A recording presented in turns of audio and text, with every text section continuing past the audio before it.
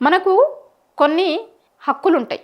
రాజ్యాంగం కొన్ని ప్రాథమిక హక్కుల్ని కల్పిస్తుంది ప్రతి మనిషికి. అట్లాంటి ప్రాథమిక హక్కులలో ఏంది అంటే వ్యక్తిగత గోప్యత అనేది కూడా ప్రతి మనిషికి ఉండే ప్రాథమిక హక్కు, రాజ్యాంగం కల్పించిన హక్కు. అంటే నీకు తెలియకుండా, నీ పర్మిషన్ తీసుకోకుండా నీకు సంబంధించిన సమాచారం వేరేటోళ్ళు వింటే, వేరేటోళ్ళు చూస్తే కనుక అది నీ హక్కుని కాలరాయడమే అవుతుంది.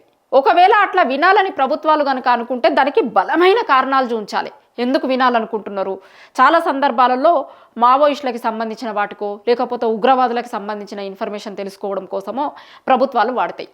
కానీ ప్రభుత్వం ఇప్పుడు కొన్ని టూల్స్ కొనాలనుకుంటుందట. ఆ టూల్స్తో ఏమవుతుంది అంటే మీ పర్సనల్ ఇన్ఫర్మేషన్, మీ వ్యక్తిగత సమాచారం మొత్తం కూడా పోతుంది వాళ్ళ దగ్గరికి. సోషల్ మీడియాలో ఏమన్నా పోస్ట్ పెట్టినా, మీరేమన్నా మెసేజ్లు రాసినా, ఎవరితోనన్నా ఫోన్ మాట్లాడినా మొత్తం మీకు వాళ్ళకి మాత్రమే తెలుసు అని అనుకోకుర్రి. మధ్యలో ప్రభుత్వం వినొచ్చు వినాలనుకుంటే.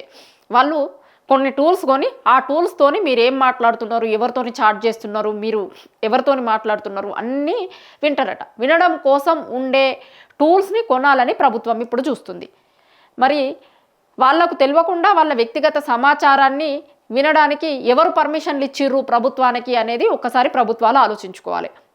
ఇప్పుడు పర్సనల్ ఫోటోలు ఏమన్నా ఉండుంటాయి, లేకపోతే వ్యక్తిగత సమాచారం ఎవరితోనన్నా వాళ్ళ ఇంట్లో వాళ్ళకి వీళ్ళకి మాట్లాడుకునే ఇన్ఫర్మేషన్ ఉంటుంది. అట్లాంటివి కూడా ప్రభుత్వాలు వింటాయి ఇప్పటి నుంచి.